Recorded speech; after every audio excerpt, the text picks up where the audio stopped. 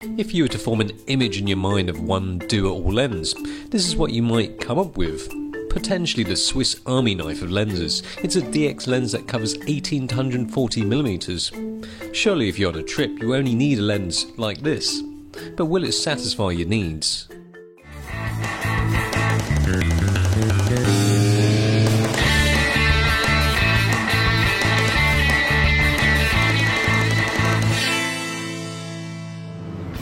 We did this some time ago. That wasn't built.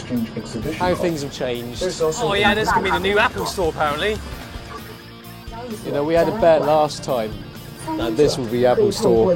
No news confirmed. There we are. Inside information. Well, the great thing about this lens is that it's super cheap, super affordable. So therefore, this could be a better option than your standard kit lens. But is it better? Or is it just extremely long for no purpose?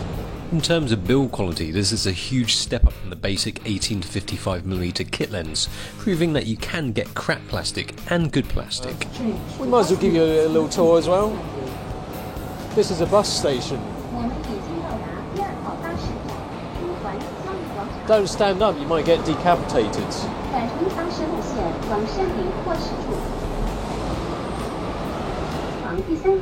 It goes from really wide at 18mm, and there's a crop lens, which means it's not really wide, it's equivalent of about 28. Zooming it is no problem. The rubberized ring is so wide. The only problem is staying upright. Nothing to do with lens though. But not only is the AF good, this has got VR. I have to say the VR will probably come into use when you're surfing buses. Focus is silent and of the non-violent variety. Focuses at a decent pace and smoothly. No nutty bits. Oh, temple.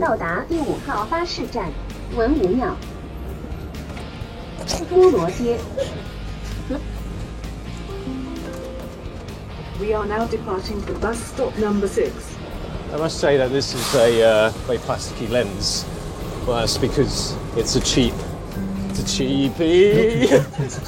Central Police Station now declared a historic. Central Police Station. Yes, you can see the police station. It's covered. Village Club. I want my money back. Oh, they're going too fast. I want a picture over there.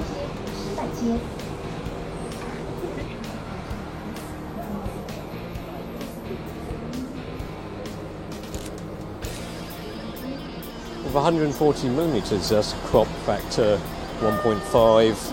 That's do your maths, 210. Quick thinking.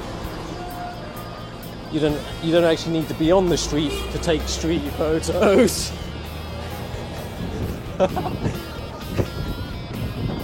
I'm cool.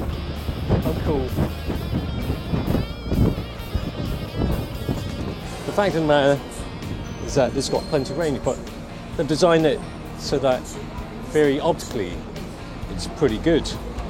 EV elements, spherical elements, so this should be a pleasant modern performer. Not just your typical crappy standard super zoom. That's rubbish. But do note this is not weather sealed, so don't get it too wet. But because this is quite light, although it extends quite a way, it doesn't drop back down when you've got a lens like that. But one of the problems with these kind of super zooms is mainly the fact that they're generally not that well corrected.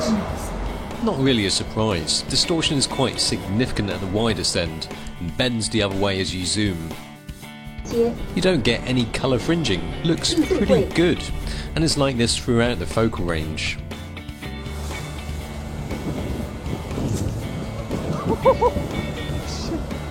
That's why you shouldn't stand up. Oh, you need things like VR, IS. It's great for a zoom like this. Versatile. especially for the traveller. And also, anybody who wants to take video. Of course, the problem is that it's not fixed aperture throughout the range.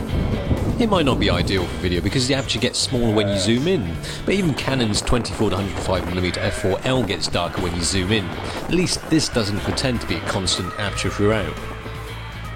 You get a bit of corner sharpness when shot wide open throughout the range.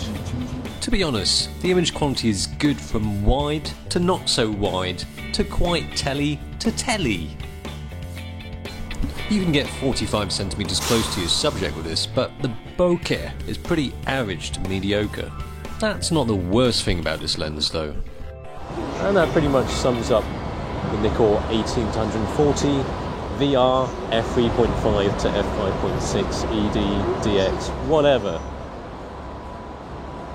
Good lens for the money, but a bit like this tour, a bit boring really. This is a better alternative to the 18 to 55mm kit. It will set you back more, but you get more. It's good at being a general purpose lens, specialised in nothing. It's decent quality, performs well, image quality is good. It's great for people who can't be bothered to walk. It's dull, but it does it very well.